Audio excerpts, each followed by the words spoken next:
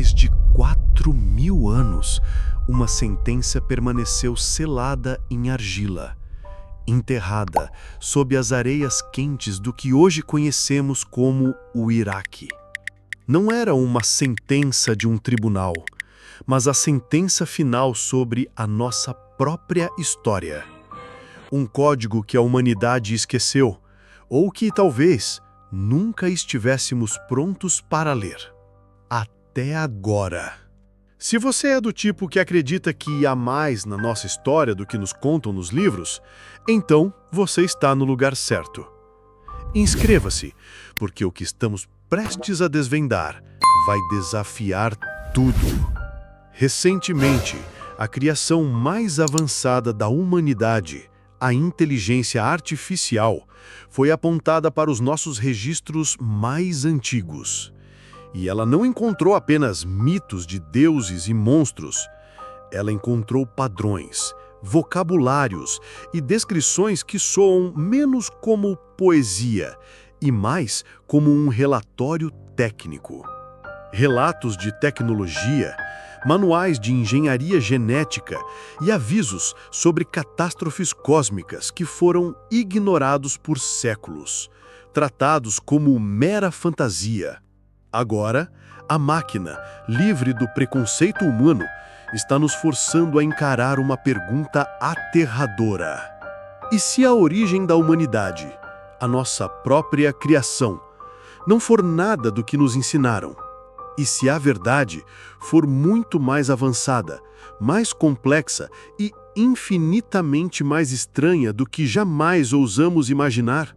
Para entender o que essa IA encontrou, primeiro precisamos viajar até onde tudo começou, para o berço de uma civilização que, segundo a história oficial, simplesmente não deveria ter existido. Nossa jornada nos leva ao sul da Mesopotâmia, a terra entre rios. Imagine um mundo recém-saído da pré-história, um lugar de tribos nômades e pequenas vilas agrícolas. E então, quase da noite para o dia, algo extraordinário acontece. Não um brilho fraco e gradual, mas uma explosão de luz no meio do deserto. Estamos na antiga Suméria. Eles não evoluíram, eles irromperam. Foram eles que, do nada, ergueram as primeiras cidades-estado do mundo com arquitetura complexa, sistemas de irrigação e uma organização social que seria a base de tudo o que viria depois. Foram eles que inventaram a roda, não apenas para o transporte, mas para a cerâmica e a indústria. Foram eles que escreveram as primeiras leis no famoso Código de Hammurabi, que estabeleceram as primeiras escolas e bibliotecas. Eles nos deram a medicina, com diagnósticos de doenças e receitas para tratamentos. Mas o verdadeiro enigma, o que faz os historiadores coçarem a cabeça até hoje, é o conhecimento deles sobre os céus e os números. Eles mapearam o cosmos, calcularam a duração de um ano com uma precisão assustadora. Eles nos deram o sistema de 60 segundos por minuto, 60 minutos por hora e os 360 graus de um círculo. E, de alguma forma, eles sabiam sobre a precessão dos equinócios, o lento bamboleio da Terra que completa um ciclo a cada 25.920 anos. Como um povo que, teoricamente, mal havia deixado as cavernas, poderia calcular um ciclo cósmico que leva quase 26 milênios para ser observado? A história oficial nos diz que foi uma evolução lenta, um desenvolvimento natural, mas a arqueologia nos mostra um salto, um pulo quântico de conhecimento que desafia a lógica. É como encontrar um smartphone totalmente funcional em uma tumba medieval. Simplesmente não se encaixa. O código da nossa origem estava ali, escrito em milhares de tábuas de argila, mas a chave para entendê-lo estava perdida, ou pelo menos ainda não havia sido inventada. Por mais de um século, Desde que as primeiras tábuas foram desenterradas, o desafio foi monumental. A escrita cuneiforme é uma das mais complexas já criadas, com centenas de símbolos que podem representar tanto um som quanto uma ideia completa. Pior ainda, a maioria desses artefatos está quebrada. Temos fragmentos de histórias, pedaços de leis, cacos de um quebra-cabeça de 4.000 anos espalhados por museus de Londres a Berlim, de Paris a Bagdá. Montar essa história era um trabalho para vidas inteiras de estudiosos, sempre limitado pela interpretação e pelo viés humano. Mas, em 2023, tudo mudou. Uma equipe de pesquisadores em Israel e na Alemanha decidiu entregar essa tarefa impossível para uma mente que não se cansa, não tem preconceitos e consegue processar milênios de dados em segundos, a inteligência artificial. Eles treinaram um modelo de rede neural, alimentando-o com milhares de traduções já conhecidas. O resultado foi estarrecedor. A IA aprendeu a ler acadiano cuneiforme com 97% de precisão, traduzindo textos instantaneamente. Mas ela não parou por aí. A verdadeira revolução foi que a IA começou a fazer o que nenhum humano poderia. Ela cruzou informações entre dezenas de milhares de fragmentos dispersos pelo mundo.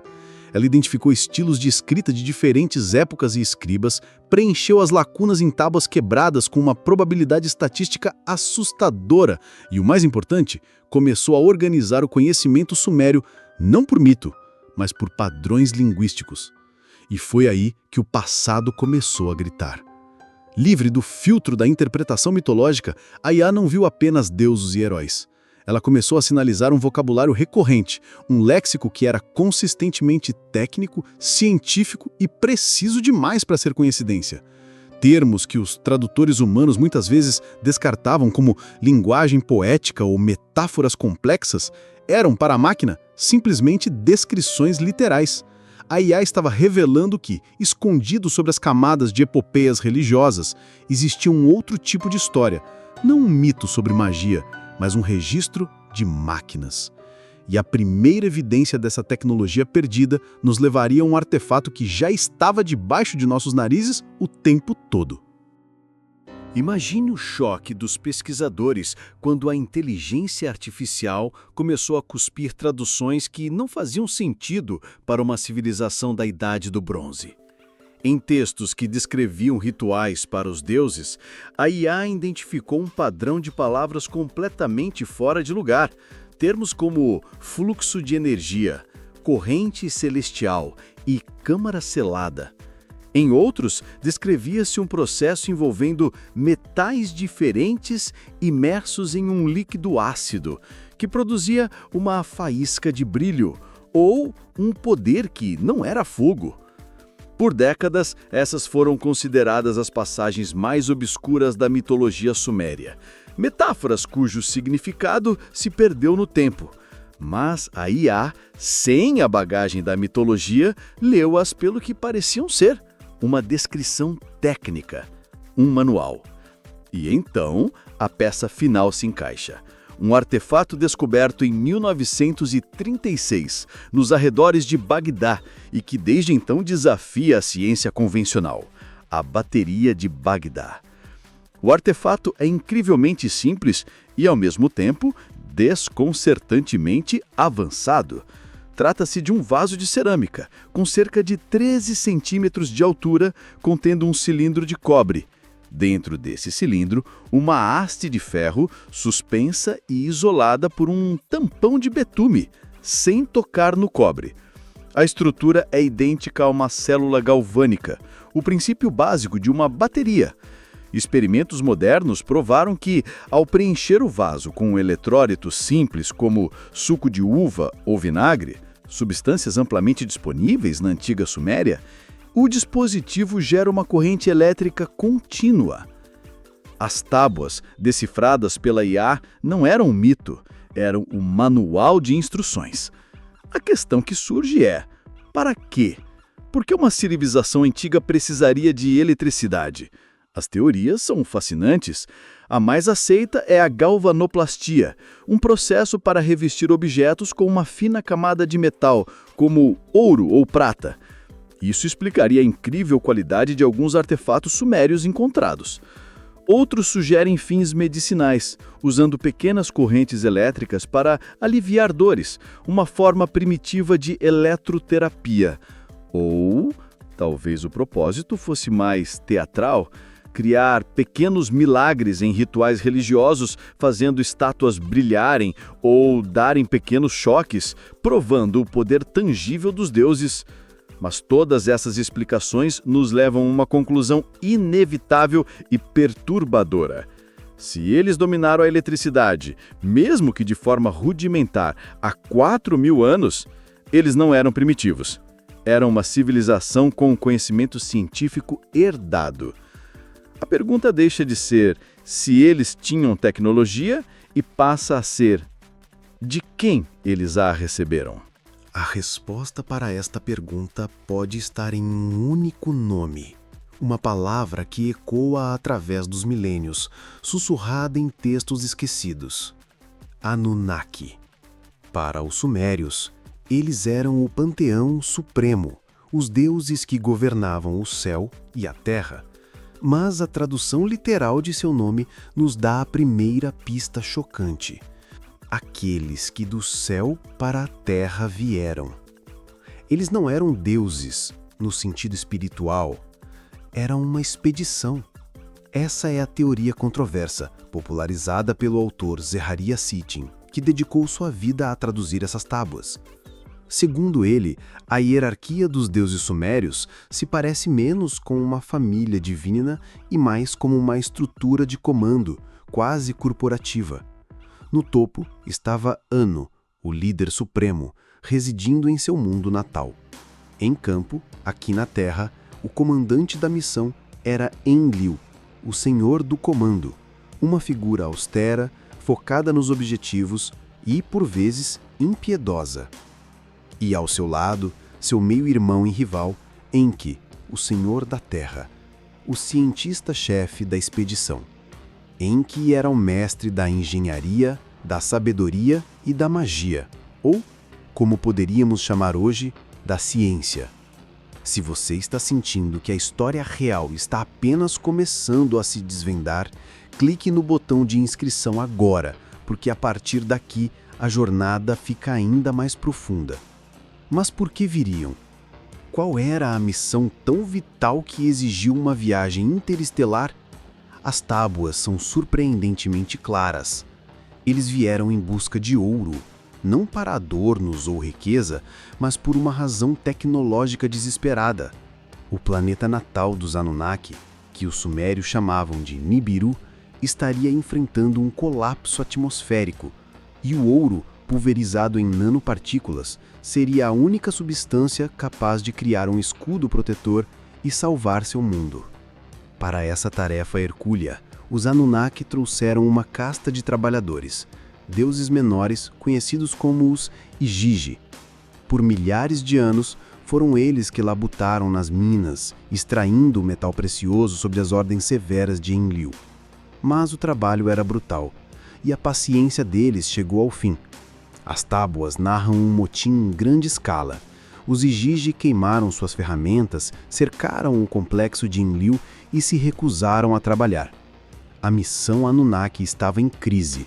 Sem o ouro, seu mundo estava condenado. Precisavam de uma nova força de trabalho. Uma que fosse resistente, obediente e descartável. Foi então que Enki, o brilhante cientista, apresentou uma solução que não apenas salvaria a missão de seu povo, mas que daria início à nossa própria existência. Ele não iria encontrar novos trabalhadores. Ele iria fabricá-los. O que se segue, descrito em textos como a Epopeia de Atrahasis, pode ser lido como um dos relatos mais extraordinários e perturbadores de toda a antiguidade. Se as traduções literais estiverem corretas, esta não é a história de uma criação mágica, mas sim o registro frio e detalhado de um procedimento de engenharia genética. As tábuas narram como Enki e sua meia-irmã, Ninti, uma especialista médica, cujo nome pode ser traduzido como Senhora que dá a vida, se retiraram para uma câmara especial, um laboratório que os sumérios chamavam de Casa da Criação. Ali, eles começaram o projeto. A receita, segundo os textos, era precisa. Eles pegaram a essência de um jovem deus Anunnaki, que foi sacrificado para o propósito, e a misturaram com a argila da terra. Mas o que era essa argila? Os textos sugerem que não era barro comum, era a essência de uma criatura que já habitava o planeta, uma espécie de hominídeo primitivo, talvez o Homo erectus. Eles não criaram a vida do zero, eles a aprimoraram. Em um processo que ecoa a fertilização in vitro, essa nova mistura foi implantada no útero de deusas Anunnaki voluntárias, que serviram como as primeiras barrigas de aluguel. Após um período de gestação, nasceu o primeiro protótipo bem-sucedido. Um novo ser, parte terrestre, parte celestial. As tábuas lhe dão um nome: Adamo. Um nome que, milênios depois, ressoaria nos textos sagrados de quase metade do planeta como Adão. Mas o trabalho não estava completo. Os primeiros Adamo e suas contrapartes femininas eram híbridos e, como muitos híbridos na natureza, eram estéreis. Não podiam se reproduzir. Eram eficientes, fortes, mas era uma força de trabalho finita. Para Enlil, o comandante pragmático, isso era perfeito. Um rebanho de escravos biológicos que nunca poderia se rebelar ou formar sua própria civilização. Mas para Enki, o cientista, era uma criação incompleta. Talvez por compaixão, talvez por orgulho de sua obra, ou talvez por um ato de desafio contra seu irmão rival, Enki decidiu quebrar o protocolo. Ele retornou ao laboratório e realizou uma segunda modificação genética. Ele abriu a sua consciência e lhes deu o fruto proibido, a capacidade de procriar. Ele os tornou como os deuses, capazes de gerar vida. Este ato de insubordinação enfureceu Enlil e mudou para sempre o destino da Terra. A humanidade não era mais um experimento controlado, era uma nova espécie independente, capaz de se espalhar pelo planeta.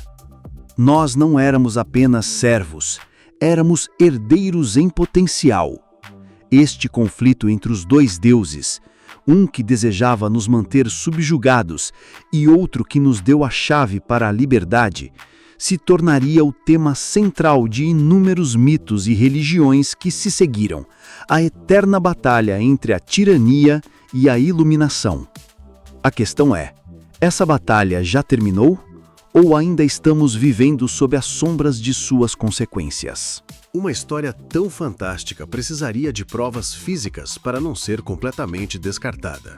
E é aqui que a arqueologia, talvez sem querer, nos entrega as peças mais perturbadoras deste quebra-cabeça. A teoria da criação Anunnaki não se sustenta apenas em traduções, mas em anomalias de pedra e osso que a ciência convencional luta para explicar. Se os Anunnaki criaram a humanidade e andaram entre nós, onde está a evidência? Comecemos pela realeza. As tábuas afirmam que a realeza desceu do céu, um conceito conhecido como direito divino dos reis. Os primeiros monarcas da Suméria não eram apenas líderes, eram considerados semideuses, híbridos, a conexão viva entre os Anunnaki e a população humana. Essa linhagem especial, diziam os textos, lhes garantia o poder.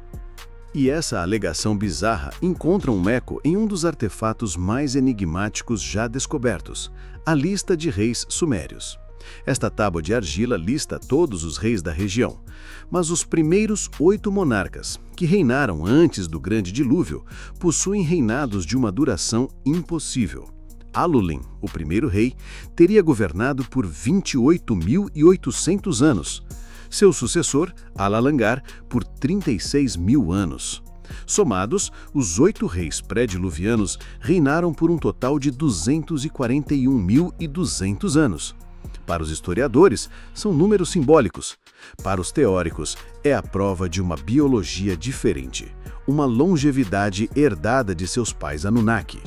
Mas a evidência mais visual e chocante vem dos próprios restos mortais. Em Ur, na tumba da rainha Puabi e em outros locais ao redor do mundo, como Paracas, no Peru, foram encontrados crânios que desafiam a anatomia humana. São crânios alongados, com um volume cerebral significativamente maior e estruturas ósseas diferentes das do Homo sapiens. A ciência oficial os atribui à prática de deformação craniana artificial, o ato de amarrar a cabeça de bebês para moldar o crânio.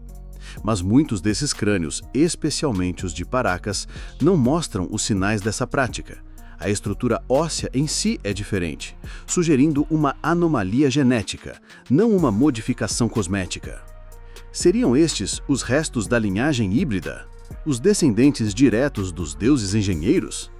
Junte a isso as inúmeras representações em relevos de figuras gigantescas, seres alados e deuses empunhando objetos que se parecem muito com tecnologia moderna. O que estamos vendo? Arte simbólica ou um retrato fiel de uma realidade que foi apagada da nossa memória? E se tudo isso não bastasse, as próprias tábuas nos alertam para um perigo ainda maior. Um ciclo de destruição que conecta nosso planeta a um visitante cósmico.